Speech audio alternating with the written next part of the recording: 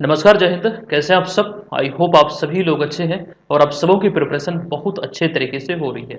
दोस्तों, आपका 70वीं BPSC prelims exam नज़दीक है और जितने भी लोग इस एग्जाम की प्रिपरेशन में लगे हैं, अब समय है कि बेहतरीन तरीके से अब चीज़ों को रिवाइज किया जाए। जो चीज़ें आपने पढ़ा है, जैसे उदाहरण के लिए अगर हम करंट अफेयर्स की ही बात करें, तो आपने साल भर जो पढ़ा है उसका एक प्रकार से रिवीजन जब तक नहीं करेंगे, तो वो बेहतर परिणाम आपको नहीं देगा, चाहे वो कोई भी सेक्शन हो। हम अगर करंट अफेयर्स की ही बात करें तो इसमें आप लोगों के डिमांड पे हमने एक नई सीरीज की शुरुआत किया था। आपको हमने बतलाया था कि एग्जाम जब नज़दीक होगा तो एक्सपेक्टेड प्रश्नों की एक श्रृंखला चलेगी और बेहतरीन तरीके से चीज़ें हम आपको देंगे।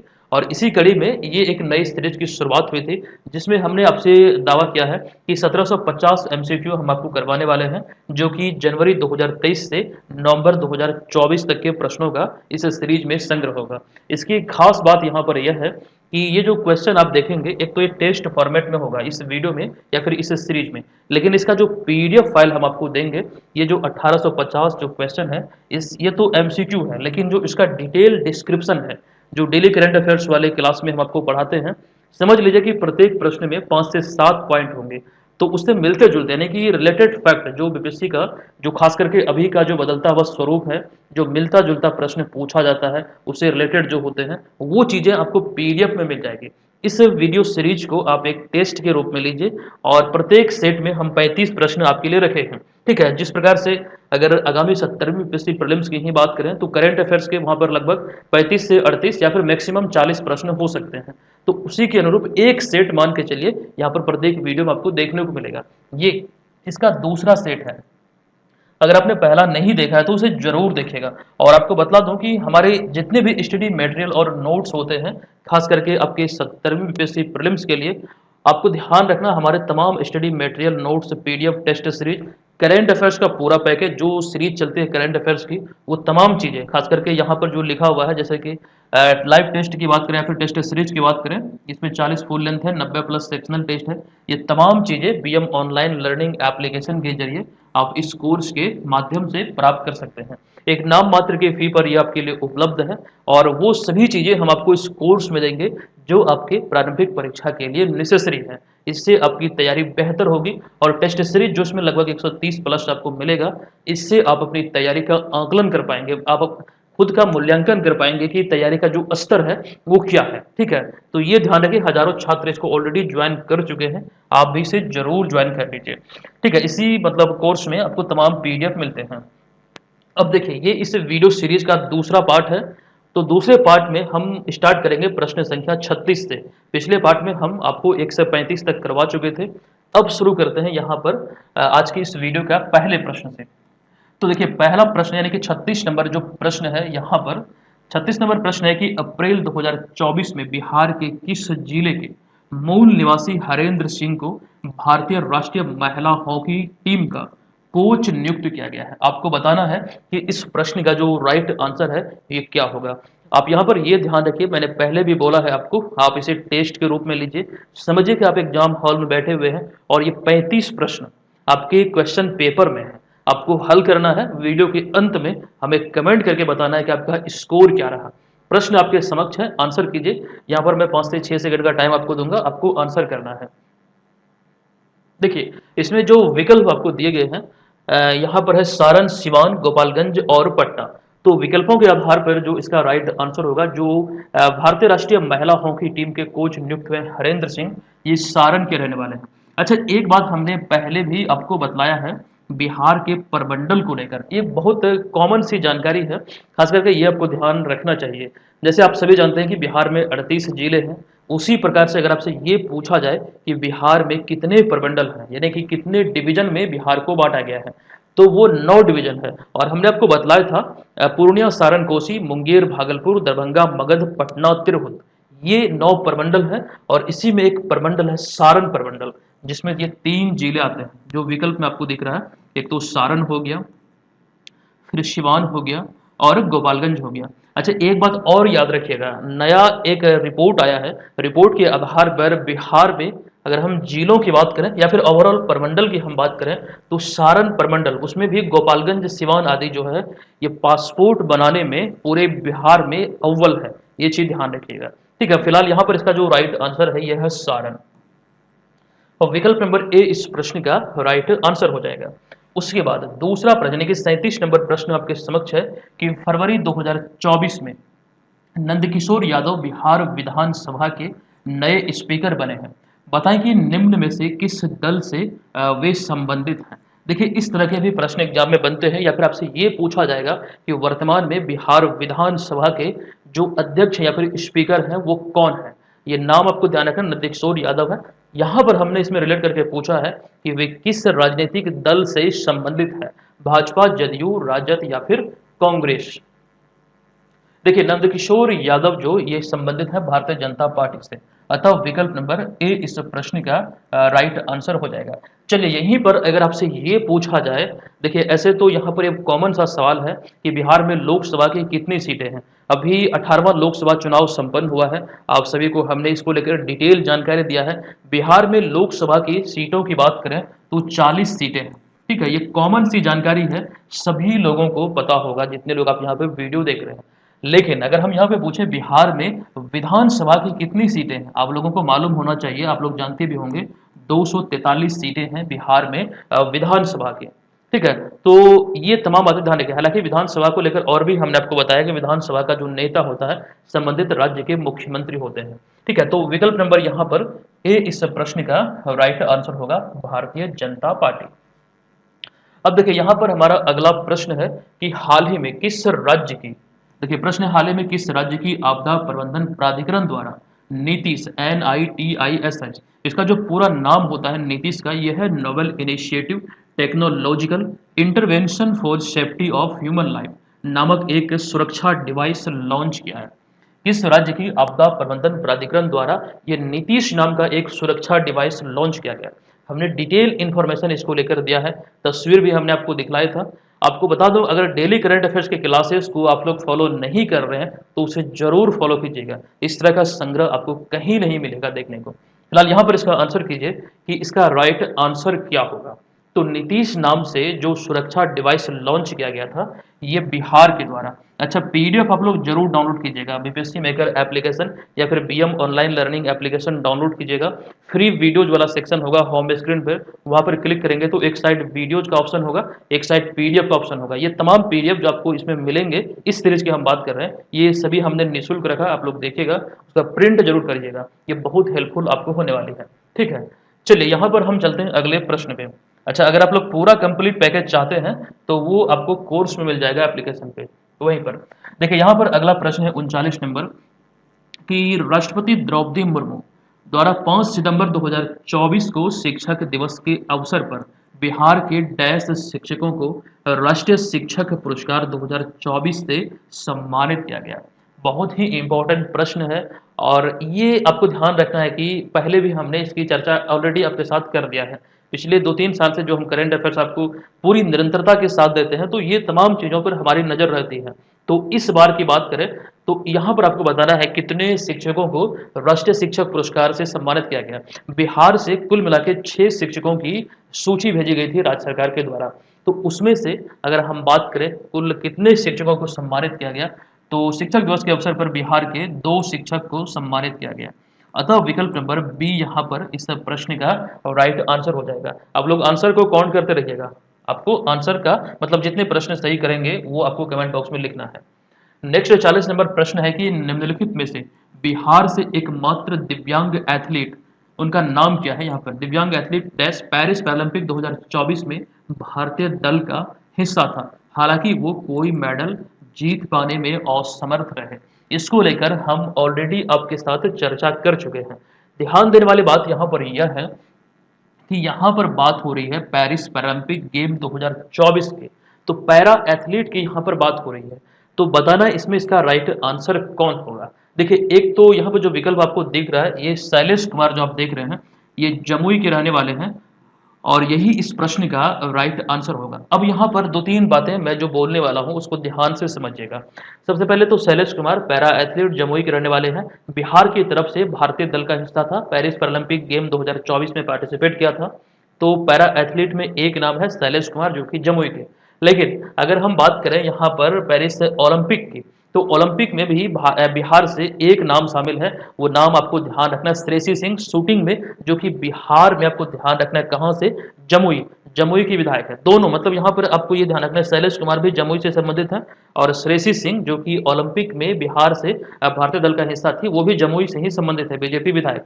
तो दोनों हालांकि कोई मेडल जीत पाने में असमर्थ रहे। तो कुल मिला के बात यहाँ पर ये ध्यान रखना है कि पेरिस ओलंपिक और पैरालंपिक दोनों में बिहार से भारतीय दल में एक एक एथलीट शामिल था। अच्छा, यहाँ पर एक चीज और ध्यान दीजिएगा, विकल्प नंबर ए में जो आप देख रहे हैं प्रमोद भगत, ऐसे तो मूल रूप से ये संबंधित है बिहार के वैशाली से।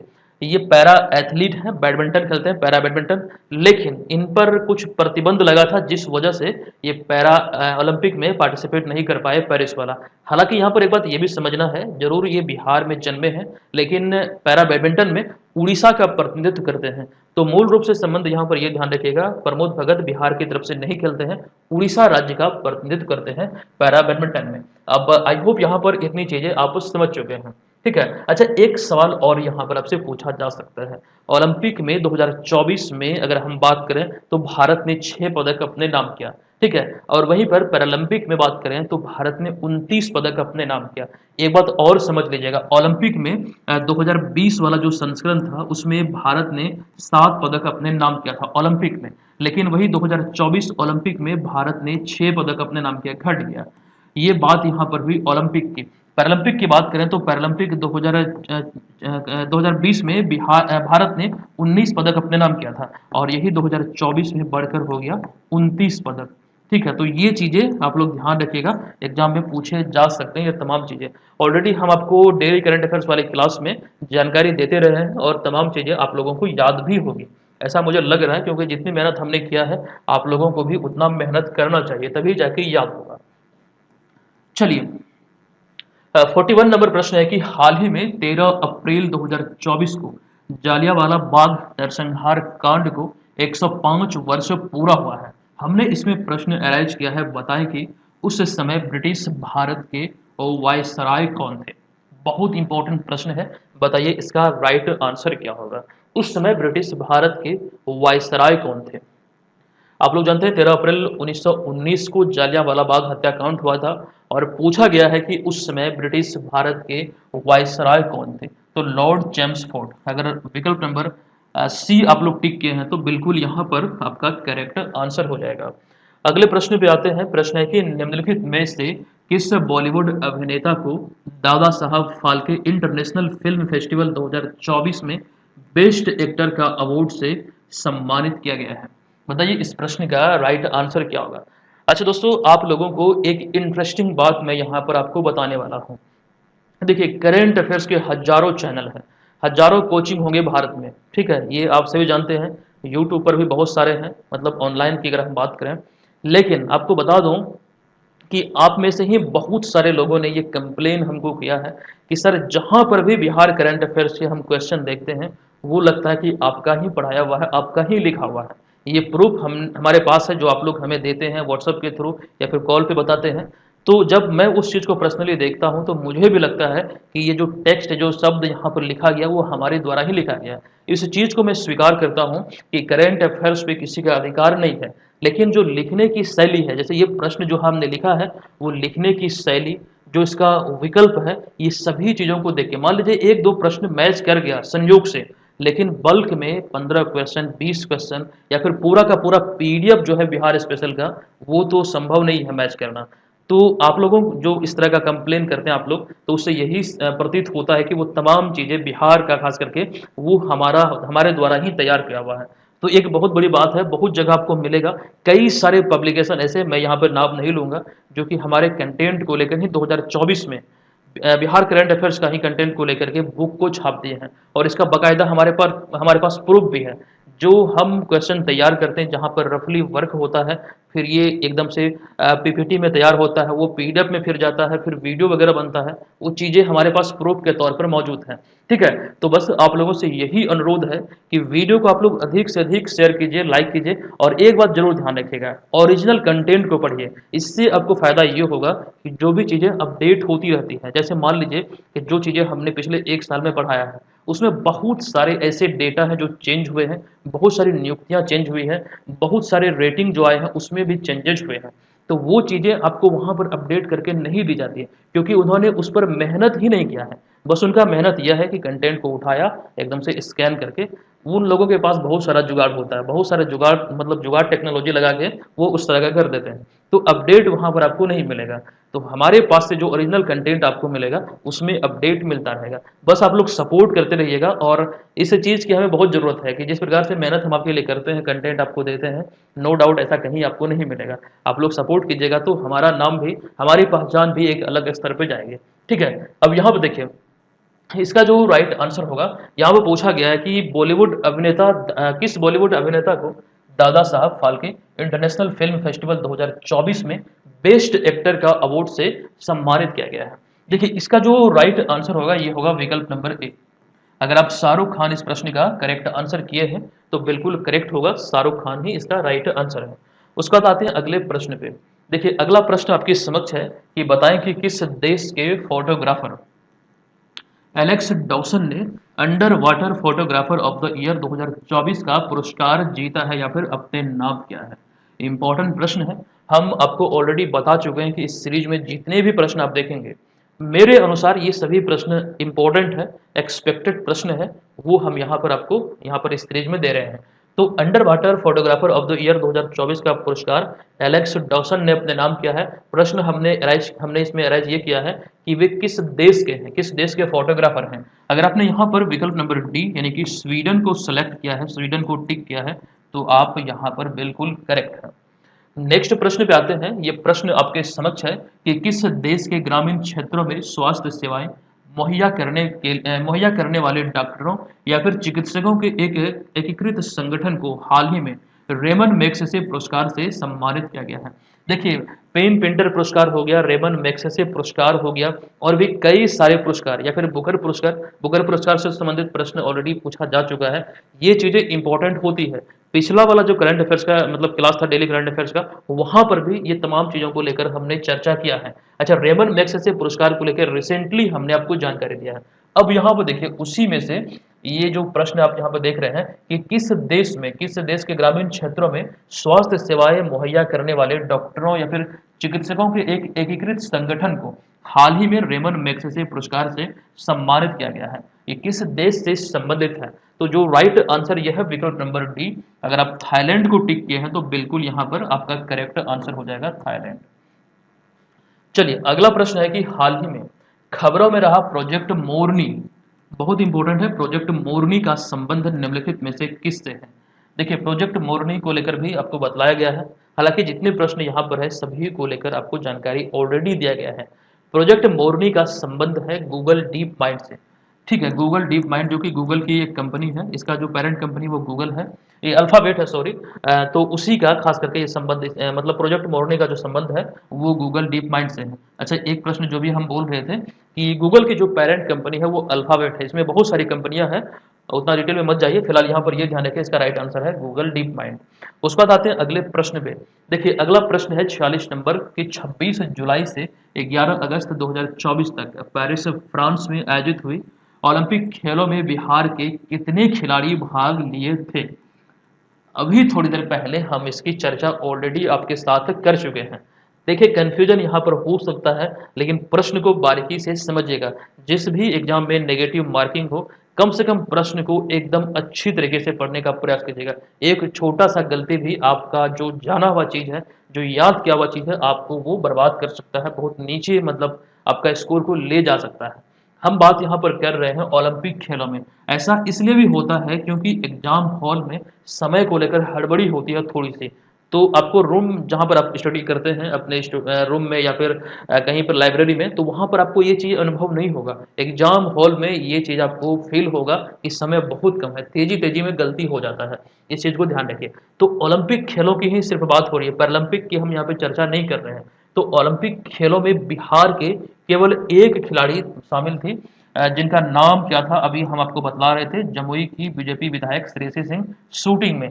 तो विकल्प नंबर डी अगर आप सेलेक्ट किए हैं तो बिल्कुल करेक्ट होगा। यहीं पर अगर पैरालंपिक होता तो क्या उसका राइट आंसर होता? शैलेश कुमार, वो भी जमुई से ही संबंधित है। अब देखिए 47 नंबर प्रश्न यहाँ पर आपके समक्ष है कि निम्नलिखित में से किस स्थल को यूनेस्को की विश्व धरोहर स्थलों की सूची में भारत के 43वें स्थल के रूप में शामिल किया गया है। बहुत ही इंपॉर्टेंट प्रश्न है। यूनेस्को की विश्व धरोहर स्थलों की सूची में भारत के 43वें स्थल के रूप में किसे शामिल किया गया है? इंपॉर्टेंट प्रश्न है। आई होप आप लोग जानते होंगे। असम का जो मोइदाम है, जो मोइदाम का जो अर्थ होता है हजारों सालों से दफन स्थल, तो अहोम राजवंश से ये संबंधित है ये मोइदाम, और इसे अभी भारत के 43वें स्थल के रूप में शामिल किया गया है विश्व धरोहर स्थलों की सूची में।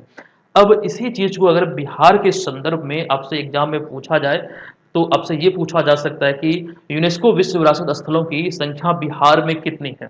ये बहुत इंपॉर्टेंट हो जाता है। तो उसकी संख्या 2 कौन कौन सी है? तो महाबोधि परिसर और महाबोधि मंदिर परिसर जो है, और नालंदा महाविहार, जो कि क्रमशः 2002 और 2016 में इस सूची में शामिल हुआ है। तो 2 स्थल है, ये ध्यान आपको रखना है। एक जो महाबोधि मंदिर परिसर है वो 23वें स्थल के रूप में इसमें शामिल हुआ है, जबकि नालंदा महाविहार जो है वो 33वें स्थल के रूप में इसमें शामिल हुआ। अतः इस समय बिहार में यूनेस्को विश्व धरोहर स्थलों की बात करें तो 2 स्थल है, इसको भूलिएगा मत, ध्यान रखिएगा। उसके बाद हम यहाँ पर आते हैं 48 नंबर प्रश्न पे। ये प्रश्न है कि 21 अगस्त 2024 को बिहार कैबिनेट बैठक में बिहार के नागरिकों के लिए सोशल रजिस्टर तैयार करने की स्वीकृति प्रदान की गई है। बताएं कि इसके लिए कितनी राशि की प्रशासनिक स्वीकृति दी गई है। एक तो राशि को लेकर जो बातें निकल कर आती है वो तो इसमें हमने प्रश्न के रूप में पूछा ही पूछा है, लेकिन सोशल रजिस्टर की जब भी बात हो 2024 को लेकर के, तो आप ध्यान रखिएगा बिहार कैबिनेट में इसको अभी हाल ही में स्वीकृति प्रदान की गई 21 अगस्त 2024 को। अब इसको लेकर कितनी राशि की प्रशासनिक स्वीकृति प्रदान की गई है, ये यहाँ पर प्रश्न एक्चुअली पूछा गया है। तो इसमें जो विकल्प आपको दिख रहा है ए, बी, सी और डी, इसमें राइट आंसर होगा विकल्प नंबर ए। अगर आप ए को टिक किए हैं 85 करोड़ 23 लाख रुपए, तो ये इस प्रश्न का आपका बिल्कुल यहाँ पर करेक्ट आंसर हो जाएगा। ठीक है, अगर आप ए यहाँ पर टिक किए हैं तो बिल्कुल करेक्ट है। उसके बाद यहाँ पर हम आते हैं अगले प्रश्न पे। ये प्रश्न है किस राज्य सरकार ने हाल ही में 21 अगस्त 2024 को मुख्यमंत्री बाल थैलीसीमिया योजना को मंजूरी दी? आई होप थैलीसीमिया बीमारी को आप लोग जानते होंगे, पहले भी नाम सुने होंगे। ब्लड खास करके शरीर में नहीं बनता है और समय समय पर ब्लड चढ़ाना होता है। ठीक है, कुल मिला के इसी से मिलता जुलता, इसी से संबंधित है। तो अभी हाल ही में 21 अगस्त को कैबिनेट बैठक में मुख्यमंत्री बाल थैलीसीमिया योजना को मंजूरी दी गई किस राज्य सरकार द्वारा? तो इसका जो राइट आंसर होगा ये होगा बिहार। अगर बी आप टिक किए हैं तो बी इसका राइट आंसर होगा बिहार। नेक्स्ट प्रश्न पे आते हैं। नेक्स्ट प्रश्न आपके समक्ष है कि बांग्लादेश में हुए राजनीतिक अस्थिरता के कारण अब विमेन्स T20 वर्ल्ड कप का जो आयोजन है निम्नलिखित में से कहां पर शिफ्ट किया गया है? आपको हमने बतलाया था जब इसकी घोषणा हुई थी कि जो विमेन्स T20 वर्ल्ड कप है ये बांग्लादेश में आयोजित होना है, लेकिन राजनीतिक अस्थिरता के कारण जिस प्रकार से हाल ही के दिनों में चीजें वहां पर घटित हुई है, एकदम से जो व्यवस्था है वो गड़बड़ा गई है। इसी को ध्यान रखते हुए आईसीसी ने फैसला किया है कि अब वहां पर इसका आयोजन नहीं होगा, बल्कि उसे कहां पर शिफ्ट किया गया है, यही एक्चुअली यहाँ पर प्रश्न पूछा गया है। विकल्प है पाकिस्तान, श्रीलंका, यूएई यानी कि संयुक्त अरब अमीरात और भारत। देखिए जो विकल्प आपको दिए गए इसमें इसका राइट आंसर हो जाएगा विकल्प नंबर सी यानी कि यूएई। अब यहाँ पर एक चीज समझिएगा, इसी प्रश्न को हम एग्जाम्पल के तौर पर आपके समक्ष रखते हैं। जैसे समझिए कि ये प्रश्न ऑलरेडी हम पहले भी 3-4 बार आपको बतला चुके हैं जब इसकी घोषणा हुई थी, मतलब, और इसको लेकर जब भी चर्चा हुई थी एक्सप्लेनेशन में भी ये हम आपको बतलाए थे कि बांग्लादेश में इसका आयोजन होना है।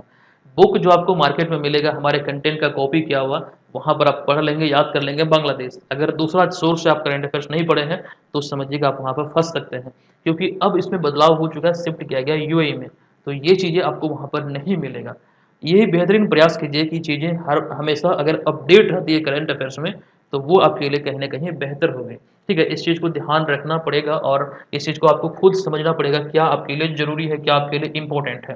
ठीक है, तो एकदम निरंतरता बना रखिएगा, हम पे भरोसा कीजिएगा, चीज़ें बेहतर यहाँ से आपको मिलेगी। अब देखिए 51 नंबर प्रश्न भी अति महत्वपूर्ण है। ये प्रश्न है कि 15 अगस्त 2024 को 78वें स्वतंत्रता दिवस के अवसर पर, एक तो यही प्रश्न है कि 15 अगस्त 2024 को इस वर्ष 78वां स्वतंत्रता दिवस मनाया गया। इस अवसर पर गांधी मैदान पटना में निकाली गई कुल 13 विभागों की झांकियों के संबंध में कौन सा कथन सत्य है? बहुत इंपॉर्टेंट प्रश्न है। एक पॉइंट यहाँ पर बना, 78वां स्वतंत्रता दिवस है। इस अवसर पर गांधी मैदान पटना में कुल 13 विभागों की झांकी निकली। प्रश्न अराइज हुआ कि कौन सा कथन इसमें सत्य है। देखिए, सबसे पहले आप लोग आंसर कीजिए, उसके बाद मैं बतलाऊंगा इसका राइट आंसर क्या होगा। तब तक मैं कुछ एक्स्ट्रा पॉइंट यहाँ पर आपको बतला रहा हूँ, आप लोग आंसर कीजिए। देखिए, बतौर अगर हम मुख्यमंत्री बात करें तो कल भी हमने आपको बतलाया था कि बतौर मुख्यमंत्री गांधी मैदान में सर्वाधिक बार झंडा फहराने का जो रिकॉर्ड है, 18 बार का ये सर्वाधिक रिकॉर्ड है, वो नीतीश कुमार के नाम है। ठीक है, पहले ये रिकॉर्ड था श्री कृष्ण सिंह के नाम, जो कि बिहार के पहले मुख्यमंत्री थे। 14 बार का रिकॉर्ड उनके नाम था। अच्छा, रिसेंटली अगर हम बात करें, नरेंद्र मोदी लाल किला पर 11वीं बार तिरंगा फहराए हैं, ये 78वें स्वतंत्रता दिवस के अवसर पर। ये कॉमन सी जानकारी है, बेसिक सी जानकारी, आपको ध्यान रखना है। अब आते हैं इसके विकल्प पे। देखिए, प्रथम पुरस्कार जो मिला है, हम यहाँ पर बात कर रहे हैं गांधी मैदान पटना में निकाली गई झांकियों की, तो इसमें आपको ध्यान रखना है, प्रथम पुरस्कार जो मिला ये बिहार शिक्षा परियोजना परिषद की झांकी को दिया गया। अतः यहाँ पर ये पॉइंट बिल्कुल करेक्ट है, दूसरा भी सही है, तीसरा भी सही है। फाइनल आंसर होगा विकल्प नंबर डी। अब यहाँ पर द्वितीय पुरस्कार जो मिला ये जीविका को मिला है। तृतीय पुरस्कार जो मिला ये उद्योग विभाग के उपेंद्र महारथी शिल्प संस्थान और बिहार अग्निशमन सेवा को मिला है। ये यहाँ पर आपको ध्यान रखना है। समान रूप से लगभग हर बार जो झांकी में जो 3 पुरस्कार होते हैं, उसमें तीसरा जो पुरस्कार होता है, 2 विभाग की झांकी को संयुक्त तौर पर लगभग हर बार दिया जाता है। अच्छा, यहाँ पर एक चीज और समझिएगा, अगर हम बात करें जैसे कि बिहार शिक्षा परियोजना परिषद की बात हुई है, इसमें अगर हम आपसे पूछें कि वर्तमान में बिहार के शिक्षा मंत्री कौन है, तो वर्तमान में बिहार के शिक्षा मंत्री है सुनील कुमार। ये चीज ध्यान होगा, आप लोग जानते होंगे। अच्छा, जीविका को लेकर एक प्रश्न बनता है कि जीविका की शुरुआत कब हुई थी, तो 2006 में इसकी स्थापना हुई थी। किसके सहयोग से, तो वर्ल्ड बैंक के सहयोग से। अच्छा, उद्योग विभाग की यहाँ पर बात हुई है। अगर आपसे ये पूछा जाए कि वर्तमान में बिहार के उद्योग मंत्री कौन है, तो नीतीश मिश्रा हैं। ये चीजें बहुत कॉमन है, आपको ध्यान रखना पड़ेगा, इंपॉर्टेंट हो जाती है। उसके बाद हम आते हैं अगले। अच्छा, यहाँ पर इसका जो राइट आंसर है यह उपयुक्त में से सभी, यहाँ पर जो ऊपर में 3 विकल्प था, तीनों यहाँ पर करेक्ट है। अब देखिए, ये अगला पॉइंट भी अति महत्वपूर्ण है। अगला प्रश्न, ये प्रश्न है कि 14 अगस्त 2024 को 3 स्थलों को अंतर्राष्ट्रीय महत्व की आर्द्र भूमियों की वैश्विक सूची में शामिल किया गया। बताएं कि अब भारत में रामसर स्थलों की संख्या बढ़कर कितनी हो गई है। इसका आंसर पहले कीजिए, 82, 83, 84 या फिर 85। इस प्रश्न को देखते ही आप इसका आंसर कर देंगे, क्योंकि अब जो है 14 अगस्त तक की डेटा की हम बात करें, प्रश्न में ये जरूर ध्यान रखिएगा कब तक की डेटा की बात हो रही है। तो इसका जो राइट आंसर होगा ये होगा विकल्प नंबर डी। अगर आप 85 टिक किए हैं तो बिल्कुल यहाँ पर करेक्ट आंसर हो जाएगा। अच्छा, अब हम बात करते हैं बिहार में रामसर स्थलों की संख्या कितनी है, तो वो 3 है। आपको मैं यहाँ पर एक प्रश्न भी पूछूंगा, जो बिहार में 3 रामसर स्थल है, इसमें 2 तो रिसेंटली ही शामिल हुआ है। तो इनमें जो 2 शामिल हुआ है, ये नागी और नकटी पक्षी अभ्यारण्य, जो कि जमुई में है।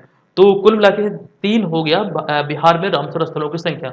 अब यहाँ पर हम आपसे सवाल पूछ रहे हैं कि जो पहला रामसर स्थल है बिहार में, 2 तो अभी हम आपको बता चुके हैं, रिसेंटली इस सूची में शामिल हुआ है। आपको बताना है कि पहला कौन सा है। कमेंट बॉक्स में आप लोग जाएंगे, अभी अभी वहां पर लिखेंगे राइट आंसर क्या होगा। फिलहाल इसका जो राइट आंसर है, भारत में रामसर स्थलों की संख्या बढ़कर होगी 85। आई होप आप यहाँ पर चीजों को एंजॉय कर रहे हैं और बहुत सारी चीजें आपको सीखने को मिल रहा है। अगला प्रश्न है कि अगस्त महीने में हाल ही में किस तिथि को, की नहीं बल्कि को, किस तिथि को विश्व स्वास्थ्य संगठन यानी कि वर्ल्ड हेल्थ ऑर्गेनाइजेशन ने एम पॉक्स अर्थात मंकी पॉक्स को ग्लोबल पब्लिक हेल्थ इमरजेंसी घोषित किया है। विकल्प आपके समक्ष है, आपको बताना इसका राइट आंसर क्या होगा। 14 अगस्त, 15 अगस्त, 16 अगस्त या फिर 17 अगस्त। देखिए, जो विकल्प आपको दिख रहे हैं उसके आधार पर इसका राइट आंसर होगा विकल्प नंबर ए। अगर आप ए को टिक किए हैं तो बिल्कुल यहाँ पे करेक्ट होगा। 14 अगस्त को ये इमरजेंसी घोषित किया गया। नेक्स्ट प्रश्न है कि निम्नलिखित में से किस फूल की प्रजाति को हाल ही में, यहाँ पे हाल नहीं बल्कि हाल। अच्छा, एक चीज और यहाँ पर इस वाले प्रश्न में ध्यान दीजिएगा। एम पॉक्स जब इसको नाम दिया गया था, हमने आपको बताया था 2023 में दिया गया था। दरअसल बहुत सारे देश मंकी पॉक्स को लेकर के बहुत सारे नाम, अलग अलग नाम का प्रयोग कर रहे थे, तो इसी में WHO ने इसे एक वर्ल्ड वाइड नाम दिया, एम पॉक्स। ये चीज ध्यान रखिएगा। तो ये भी इमरजेंसी कब घोषित किया गया, 14 अगस्त को। अगला प्रश्न है कि निम्नलिखित में से किस फूल की प्रजाति को हाल ही में IUCN, ये प्रश्न है कि हाल ही में, एक सेकंड रुकिएगा, आप लोग आंसर कीजिए इसका राइट आंसर क्या होगा। हाँ, ये प्रश्न है कि निम्नलिखित में से किस फूल की प्रजाति को हाल ही में IUCN द्वारा संकटग्रस्त प्रजाति घोषित किया गया है? देखिए, इसमें जो इसका जो राइट आंसर है, ये हो जाएगा विकल्प नंबर ए। यानी कि अगर आप ए को टिक किया है, नील कुरिंजी पुष्प, इसके बारे में कहा जाता है, हमने आपको बतलाया भी था कि प्रत्येक 12 वर्ष में ये पुष्प एक ही बार खिलता है और इसकी महत्वता इस कारण से भी है और ये संकट मतलब खास करके ये विलुप्त होने की कगार पे, इसीलिए इसे संकटग्रस्त प्रजाति की सूची में घोषित किया गया, फिर रखा गया है IUCN द्वारा। ठीक है, ये ध्यान रखिएगा, नील कुरिंजी पुष्प इसका राइट आंसर हो जाएगा। उसके बाद यहाँ पर आते हैं 2023 का ये करंट अफेयर्स का प्रश्न है कि पिछले साल 2023 में भारत के सबसे बड़े परीक्षा परिसर बापू परीक्षा परिसर का उद्घाटन बिहार के किस जिले में हुआ था? ये यहाँ पर प्रश्न है। अच्छा, एक चीज आपको मैं बता दूं, आप लोग ये मत सोचिएगा कि करंट अफेयर्स पिछले 1 साल के अतिरिक्त 2 साल के नहीं पूछा जाएंगे। आपको बता दो कि पिछले 2 साल के भी कुछ करंट अफेयर्स के प्रश्न आपसे एग्जाम में पूछे जा सकते हैं। रिसेंटली जितने भी एग्जाम हुआ है उसको देखते हुए ये अनुमान लगाया जा रहा है। जैसे यही प्रश्न है, ये 2023 का है। बहुत सारे लोग जो कॉल पे हमारी बात होती है, बहुत सारे लोग डायरेक्टली बोलते हैं सर 2023 का तो पढ़ना जरूरी नहीं है। ऐसा गलती बिल्कुल मत कीजिएगा। कम से कम इस सीरीज में जो चीज़ें हम आपको दे रहे हैं या फिर जो इम्पोर्टेंट आपको लगे, जो PDF आपके पास है, कोर्स से आप लोग जो डाउनलोड किए हैं, प्रश्न को मार्क करके जो लगे इम्पोर्टेंट है उसे जरूर पढ़िएगा। जैसे यही प्रश्न की अगर हम बात करें तो यहाँ पर आपको देखिए ये 2023 का अगस्त में आएगा। आपको बता दूं एक चीज़ और, जो BPSC TRE वाला जो एग्जाम हुआ था वहाँ पर कई सारे प्रश्न, एक दो नहीं बल्कि बहुत सारे प्रश्न ऐसे थे कि बहुत पुराने तथ्यों से रिलेट करके पूछा गया था।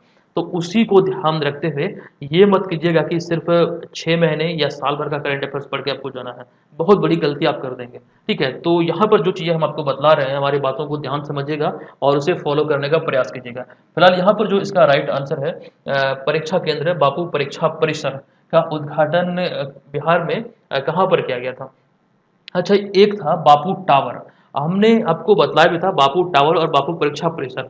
बापू टावर का जो खास करके उद्घाटन हुआ था वो गर्दनी बाग में हुआ था। हमने आपको बताया था कि टावर भी ऊंचा होता है और ऊंट का गर्दन भी ऊंचा होता है। इस तरह से रिलेट कीजिए, अगर यहीं पर होता बापू टावर तो गर्दनी बाग पटना में उसका उद्घाटन हुआ 2023 में। यहाँ पर प्रश्न पूछा गया है कि बापू परीक्षा परिसर, इसका जो राइट आंसर होगा, एक तो जिला यहाँ पर लिख दिया गया तो वैसे आंख मूंद के हम कर देंगे पटना, लेकिन पटना में प्रॉपर वो स्थान पूछता तो कुम्हरार हो जाता। इसका राइट आंसर कुम्हरार पटना, ये यहाँ पर ध्यान रखिए। उसके बाद नेक्स्ट प्रश्न पे आते हैं। ये प्रश्न आपके समक्ष है कि 15 अगस्त 2023 को सुलभ इंटरनेशनल के संस्थापक बिंदेश्वर पाठक का निधन हुआ है। बताएं कि उन्हें 2024 में किस नागरिक पुरस्कार से सम्मानित किया गया है? देखिए, बहुत ही इंपॉर्टेंट ये प्रश्न है, इस पर भी थोड़ी जानकारी हम आपको देंगे। फिलहाल इसका जो राइट आंसर है ये है तीसरा नहीं बल्कि दूसरा सर्वोच्च सम्मान पद्म विभूषण। अगर आप सी को टिक किए हैं तो बिल्कुल यहाँ पर आपका करेक्ट आंसर होगा। देखिए, सबसे पहले ये ध्यान रखिए कि जिसकी हम बात कर रहे हैं बिंदेश्वर पाठक की, ये वैशाली के रहने वाले हैं। 15 अगस्त 2023 को इनका निधन हुआ। 1970 में इन्होंने सुलभ इंटरनेशनल की स्थापना की थी। ये 2-3 पॉइंट यहाँ से डायरेक्टली आपको ध्यान रखना है। 2024 में इन्हें मरणोपरांत पद्म विभूषण पुरस्कार से सम्मानित किया गया। अब बिहार के संदर्भ में बात करें, जो बिहार को पद्म पुरस्कार मिला है उसमें अगर हम पद्म पुरस्कारों में बात करें तो बिहार को एक पद्म विभूषण मिला, एक पद्म भूषण मिला और पद्मश्री का 4 पुरस्कार मिला। ये ऑलरेडी हम आपको बतला चुके हैं, आपको मालूम होगा। ये 4 पुरस्कार जो मिला इनमें 5 नाम शामिल है, एक पति पत्नी शामिल है, शांति देवी और शुभम ऐसे करके नाम है।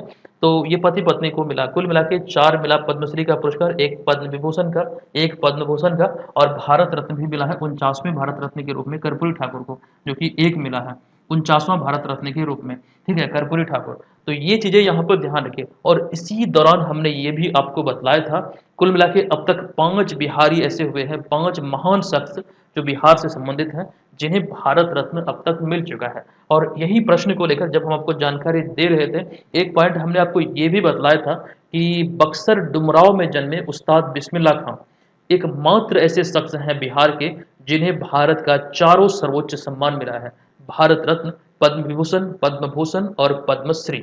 ये जरूर ध्यान रखिएगा। नेक्स्ट प्रश्न पे आते हैं। अगस्त 2025 में जारी सकल घरेलू उत्पाद यानी कि GDP सेक्टर में 10.64% वृद्धि दर के साथ कौन सा राज्य या फिर केंद्र शासित प्रदेश शीर्ष पर रहा है? देखिए जीडीपी को लेकर बात करें तो इतना ग्रोथ रेट के साथ कौन सा राज्य या फिर केंद्र शासित प्रदेश पिछले साल जो रिपोर्ट आई थी अगस्त, एक सेकंड यहाँ पे देखिएगा, यहाँ पर 2025 नहीं होगा बल्कि यहाँ पर 2023 होगा, आप लोग सुधार कर लीजिएगा। हम बात कर रहे हैं अगस्त 2023 के, यहाँ पे 25 नहीं होगा, 2023 होगा। तो जो विकल्प आपको दिख रहा है बिहार, असम, दिल्ली या फिर उपयुक्त में से कोई नहीं, आंख मूंद के इसका राइट आंसर कर दीजिए विकल्प नंबर ए यानी कि बिहार। ये आपको ऑलरेडी पढ़ाया हुआ है, आप लोग इसको जानते भी होंगे। उसके बाद यहाँ पर हम आते हैं अगले प्रश्न पे। अगला प्रश्न है कि बिहार सरकार ने राज्य के सरकारी स्कूलों में शिक्षकों को अपनी हाजिरी या फिर आसान शब्दों में उपस्थिति दर्ज कराने के लिए या फिर अटेंडेंस बनाने के लिए, अटेंडेंस दर्ज कराने के लिए कौन सा मोबाइल एप्लीकेशन लॉन्च किया है? इस मोबाइल एप्लीकेशन का नाम क्या है? देखिए सरकारी विद्यालय को लेकर मिशन दक्ष से संबंधित रिसेंटली प्रश्न पूछा गया है, आप लोग जानते हैं, उसको भी लेकर हमने डिटेल जानकारी आपको दिया था। फिलहाल यहाँ पर शिक्षकों को लेकर अगर हम बात करें, जो मोबाइल एप्लीकेशन हाजिरी बनाने के लिए मतलब लॉन्च किया गया है, इस मोबाइल एप्लीकेशन का नाम है ई शिक्षा कोष।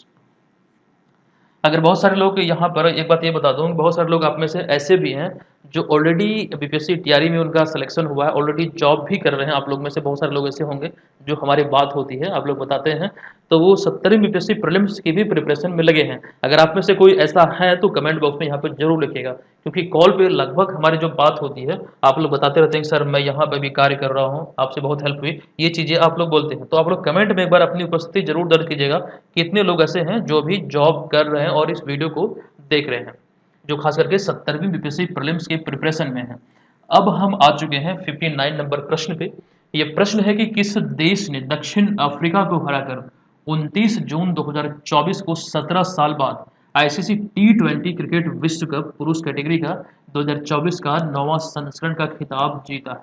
इंपॉर्टेंट प्रश्न है। और दक्षिण अफ्रीका के लिए बुरी खबर यह है कि दक्षिण अफ्रीका ये क्रिकेट के इतिहास में ये पहली बार टी20 वर्ल्ड कप के फाइनल तक पहुंचे थे, ठीक है, लेकिन फिर भी हार का सामना करना पड़ा।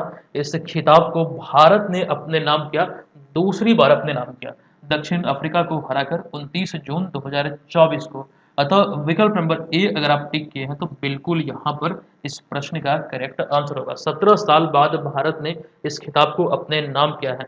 पहली बार जीता था 2007 में। संयोग देखिए 2007 में जब जीता था तो ये दक्षिण अफ्रीका में ही ये मैच हुआ था और पाकिस्तान को हराकर भारत ने पहली बार इस खिताब को अपने नाम किया था।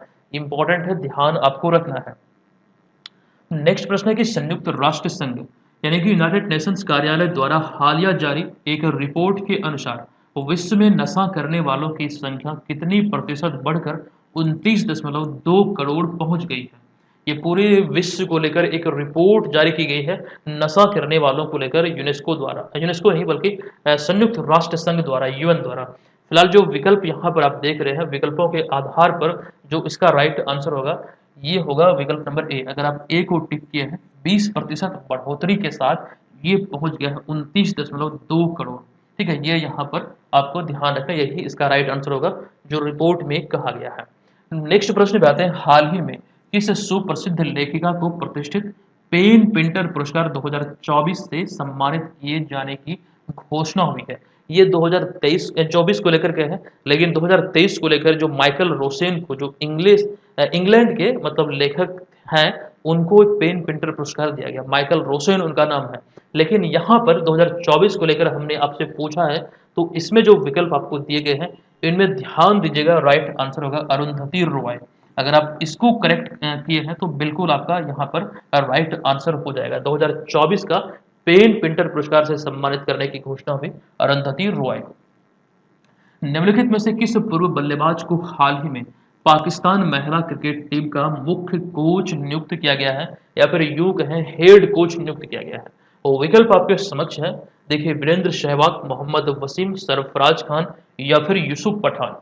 आप लोग आंसर कीजिए, राइट आंसर क्या होगा? पाकिस्तान जो महिला क्रिकेट टीम है, जो राष्ट्रीय टीम है, उसका मुख्य कोच अभी हाल ही में मोहम्मद वसीम को नियुक्त किया गया है। अतः विकल्प नंबर बी यहाँ पर करेक्ट हो जाएगा। अगले प्रश्न पे आते हैं। प्रश्न है कि 12 से 23 जून 2024 तक कजान रशिया में आयोजित ब्रिक्स गेम्स 2024 में भारत कितने पदक जीतकर पदक तालिका में कौन सा स्थान पर रहा? एक तो ये ध्यान रखिए, ये कजान रशिया में ये ब्रिक्स गेम्स 2024 का आयोजन हुआ, 12 से लेकर 23 जून 2024 तक। अब यहाँ पे दो प्रश्न है कि भारत ने कितना पदक जीता और पदक तालिका में कौन सा स्थान हासिल किया। देखिए, जो विकल्प आपको दिए गए हैं इसके आधार पर अगर आप ये वाला आंसर किए हैं विकल्प नंबर डी, 29 पदक भारत ने अपने नाम किया और पदक तालिका में 8वां स्थान हासिल किया, तो ये बिल्कुल यहाँ पर आपका करेक्ट हो जाएगा। उसके बाद यहाँ पर हम आते हैं अगले प्रश्न पे। ये प्रश्न है कि निम्नलिखित में से कहाँ हाल ही में 24 जून 2024 को भारत ओलंपिक अनुसंधान और शिक्षा केंद्र का उद्घाटन किया गया। निम्नलिखित में से कहाँ 24 जून 2024 को भारत ओलंपिक अनुसंधान और शिक्षा केंद्र का उद्घाटन किया गया। गांधीनगर, भुवनेश्वर, इम्फाल या फिर कटक। तो जो विकल्प यहाँ पर आपको दिए गए हैं इनमें जो इसका राइट आंसर है ये हो जाएगा विकल्प नंबर ए। गुजरात की जो राजधानी है गांधीनगर, यहीं पर इसका उद्घाटन किया गया 24 जून 2024 को। अगर ये आप यहाँ पर आंसर टिक किया तो बिल्कुल करेक्ट होगा। उसके बाद यहाँ पर हमारा अगला प्रश्न है कि पिछले साल 2023 में तेलंगाना के किस जिले में दुनिया के पहले 3D प्रिंटेड मंदिर का उद्घाटन किया गया है। पिछले साल 2023 में, बहुत इंपॉर्टेंट प्रश्न है, बहुत ज़्यादा खबरों में रहा है, न्यूज़पेपर वगैरह में भी आपने देखा होगा। अच्छा, आप लोग पढ़े होंगे, बहुत लोग भूल भी गए होंगे उसको पढ़ के, इस वजह से इस सीरीज में हमने शामिल किया है। तेलंगाना सबको याद होगा, दुनिया का पहला 3D प्रिंटेड मंदिर तेलंगाना में स्थापित किया गया। इसका उद्घाटन हुआ 2023 में, लेकिन हमने यहाँ पर पूछा आपसे क्या वो प्रॉपर स्थान कौन सा है जो इसका उद्घाटन जहाँ पर किया गया है। आदिलाबाद, सिद्दीपेट, करीमनगर या फिर खम्भम। इसका जो राइट आंसर होगा विकल्प नंबर बी। अगर आप बी को टिक किए हैं सिद्दीपेट, ये इसका राइट आंसर हो जाएगा। यही तो आपको ध्यान रखना है, प्रॉपर वो स्थान कौन सा है। पिछले साल बीपीएससी वाले एग्जाम में एक प्रश्न पूछा गया था कि बिहार का पहला तैरता हुआ सोलर फ्लोटिंग जो पावर प्लांट है वो कहाँ पर है। मतलब बिहार का पहला सोलर फ्लोटिंग पावर प्लांट कहाँ पर है। लगभग सभी लोग, इंपॉर्टेंट प्रश्न था, लगभग मुझे लगता है कि अगर करंट अफेयर्स अच्छी तरीके से जो लोग पढ़े हैं वो लोग लगभग लोग पढ़े होंगे कि दरभंगा में। कुछ ही परसेंट ऐसा होगा जो प्रॉपर वो जगह भी पढ़े होंगे, कादराबाद, दरभंगा, और ये चीज़ें हमने आपको बतलाया भी था। और यही चीज़ें अब आपको ध्यान रखना है कि तैयारी अलग ढंग से करना है। पढ़ते तो सब हैं लेकिन सिलेक्शन उन्हीं का होगा जो थोड़ा अलग हटके करेंगे, चीज़ों को अच्छी तरीके से याद रखेंगे, खास करके डेटा वगैरह, जैसे यहाँ पर इसी प्रश्न में है। देखिए, प्रश्न 66 नंबर है कि बिहार विधान मंडल में जातीय सर्वे के आंकड़े पेश किए गए। बताएं कि बिहार में ग्रेजुएट आबादी कितनी प्रतिशत है। बहुत इंपॉर्टेंट प्रश्न है। देखिए, आपको बताना इसका राइट आंसर का। जाति सर्वे जो हुआ था उसके जो आंकड़े पेश हुए 2 अक्टूबर को, ये आंशिक तौर पर कुछ कुछ चीज़ें पेश हुई थी, फिर नवंबर में इसको लेकर बाकायदा फिर जारी हुआ था। तो उसी से ये चीज़ें निकल कर आई है कि ग्रेजुएट आबादी जो बिहार में है वो कितनी बतलाई गई है। तो आपको हमने बतलाया था, पेपर वगैरह में भी आप लोग देखे होंगे सोशल मीडिया वगैरह पे, कि ग्रेजुएट आबादी बिहार में 7% से भी कम है। और एग्जैक्ट जो डेटा है वो है बी, विकल्प नंबर बी, यानी कि 6.11%। ये यहाँ पर आप लोग ध्यान रखिएगा। अच्छा, एक आंकड़ा मैं आप लोगों को बतलाने वाला हूँ। रिसेंटली एक रिपोर्ट आई थी, रिपोर्ट था, मुझे याद तो नहीं आ रहा कौन सा रिपोर्ट था, लेकिन उस रिपोर्ट में ये कहा गया था कि जो युवा बेरोजगारी है वो बिहार में बहुत अधिक है। हालांकि सबसे अधिक हरियाणा में है, लेकिन इस मामले में बिहार भी पीछे नहीं है। बिहार को लेकर एक इंटरेस्टिंग फैक्ट ये याद रखना है कि जो गरीबी में, मतलब युवा गरीबी बेरोजगारी में अगर हम बात करें, उसमें जो सबसे अधिक बेरोजगार हैं वो पढ़े लिखे बेरोजगार हैं। और पढ़े लिखे बेरोजगार में भी जो ग्रेजुएट हैं वो सबसे अधिक बेरोजगार हैं बिहार में। एक रिपोर्ट आई थी, उसको लेकर हमने खंडन किया था, आपको बतलाया था। ये चीज़ ध्यान रखिए। तो इसी में यहाँ पर एक जाति सर्वे के आंकड़े के आधार पर बिहार में जो ग्रेजुएट आबादी है वो लगभग, अगर हम बात करें तो 7% है। 7% से कम बोलिए, एग्जैक्ट डेटा याद रखेंगे तो वो बहुत अच्छा होगा, 6.11%। अगला प्रश्न है कि 8 नवंबर 2023 को किनके द्वारा बिहार गौरव दृष्टि पत्र जारी किया गया, जो कि बिहार के विकास पर केंद्रित है। पिछले साल 8 नवंबर को ये जारी किया गया था। इसका राइट आंसर क्या है यहाँ पर बताइए क्या होगा। देखिए, अगर हम बात करें इस प्रश्न के बिहार गौरव दृष्टि पत्र की, तो 8 नवंबर 2023 को जारी किया गया था संतोष मेहरोत्रा के द्वारा, जो कि बिहार के विकास पर यह केंद्रित था। अच्छा, आपको यहाँ पर एक नाम जो दिख रहा है मेहरोत्रा, आपको मैं बता दूं, पहले भी हम आपको बतला चुके हैं, ब्रजेश मेहरोत्रा जो खास करके मुख्य सचिव थे, लेकिन अब वर्तमान में बिहार के मुख्य सचिव कौन है, तो अमृत लाल मीणा, जो कि ब्रजेश मेहरोत्रा की जगह लिए हैं। ध्यान रखिएगा, अगर आपसे ये पूछा जाए कि वर्तमान में बिहार के मुख्य सचिव कौन है, तो अमृतलाल मीणा है जो कि रिसेंटली चेंज हुए हैं। और एक चेंजेस आपको ये भी ध्यान रखना है कि वर्तमान में जो नए डीजीपी हैं बिहार के, डायरेक्टर जनरल ऑफ पुलिस, वो है आलोक राज, और उन्होंने किनका स्थान लिया है, तो राजविंदर सिंह भट्ट थे, या फिर शॉर्ट में आरएस भट्ट थे। ये ध्यान रखिए।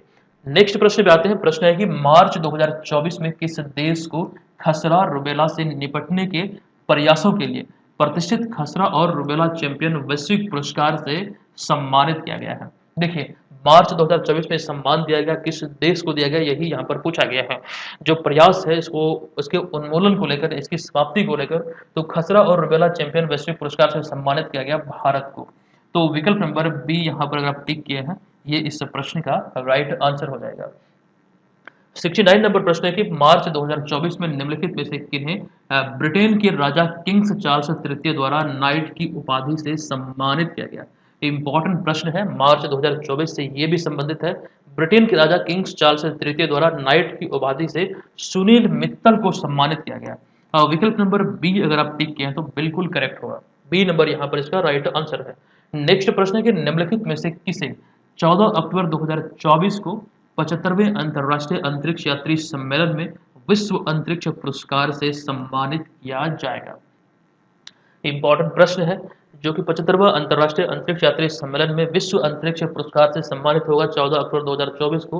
किसे सम्मानित किया जाएगा? तो मिशन चंद्रयान या फिर चंद्रयान मिशन को, जो कि इसरो से संबंधित है। तो यहाँ पर 35 प्रश्न आज के इस वीडियो में थे। तो यहाँ पर 70 तक नंबर के प्रश्न को हमने कवर किया। इस 35 प्रश्नों में आपका ओवरऑल क्या स्कोर रहा, आप लोग कमेंट बॉक्स में हमें जरूर बताएंगे पूरी ईमानदारी पूर्वक। अच्छा, एक बात और, जो प्रश्न हमने आपसे पूछा था कि बिहार का जो पहला रामसर स्थल था उसका नाम क्या है, इसका आंसर आपको कमेंट बॉक्स में लिखना है। और ये वीडियो को आप कहाँ से देख रहे हैं ये भी आप चाहें तो हमें जरूर बता सकते हैं। ठीक है, तो दोस्तों आज का ये सीरीज, आज का ये वीडियो आपको कैसा लगा, आप लोग हमें ये भी जरूर लिखिएगा, जरूर बताइएगा। हम यहाँ पर अगर बात करें इस कोर्स की, हम ऑलरेडी आपको जानकारी दे चुके हैं। तमाम चीज़ें जो आपको स्क्रीन पर दिख रहा है, इसमें test series, notes, PDF, Bihar GK, current affairs, previous year paper, वो तमाम चीज़ें आपको मिलती है महज 399 रुपये में। एप्लीकेशन को अभी डाउनलोड कीजिए और इस कोर्स को परचेज कीजिए। इससे आपको एक फ़ायदा ये मिलेगा कि चीज़ें आपको एकदम अपडेट मिलेगी। जो पिछला आपका 2023 जनवरी से छूट चुका है वो भी इसमें आपको मिलेगा। अगर आप आज ज्वाइन करते हैं तो अगले 365 दिन तक ये आपको मिलता रहेगा। ठीक है, पर डे का जो चार्ज आपसे लिया जा रहा है तकरीबन 1 रुपया के आसपास है। एक नाम मात्र की फी पे इतना बढ़िया कंटेंट आपको कहीं नहीं मिलने वाला है। इस चीज़ को ध्यान रखिएगा। जो लोग इच्छुक हैं जरूर ज्वाइन कीजिए। हम मिलते हैं आपसे आपसे एक इसके अगले पार्ट में, जो इसका अगला पार्ट होगा। इस सीरीज को एकदम से दिमाग में सेट कर लीजिए कि सारे वीडियोज को इस सीरीज का फॉलो करना है, देखना है। और इसका जो पीडीएफ फाइल है एप्लीकेशन पे उपलब्ध है, जो कि फ्री है, उसे भी जरूर पढ़ना है। क्योंकि वीडियो में एक प्रकार से आप अपना मूल्यांकन करते हैं, लेकिन पीडीएफ में आप उस चीज़ को देख पाएंगे, समझ पाएंगे कि इसका जो डिटेल एक्सप्लेनेशन है वो सर किस प्रकार से लिखे हैं और क्या क्या चीज़ें पॉसिबिलिटी है जो हमको पढ़ना चाहिए, जो एग्जाम में पूछा जा सकता है। वो चीज़ें पीडीएफ से ही संभव हो पाएगी। और पीडीएफ को ऐसे डिजाइन किया गया है कि आप उसे कम कीमत पर 2-4 रुपये में प्रिंट भी कर सकते हैं। ई बुक फॉर्मेट में है, तो ये चीज़ ध्यान रखिए। पार्ट वाइज यहाँ पर आपको मिलेगा और बेहतरीन तरीके से तैयारी कीजिए, हम आपके साथ हैं। और कोई भी जानकारी चाहिए आप हमसे डायरेक्ट कॉल पर भी बात कर सकते हैं, इंस्टाग्राम पर हमें फॉलो कर सकते हैं, व्हाट्सएप पे मैसेज कर सकते हैं। ये तमाम सुविधाएं आपके पास है। हम मिलते हैं आपसे नेक्स्ट वीडियो में, तब तक के लिए धन्यवाद। जय हिंद।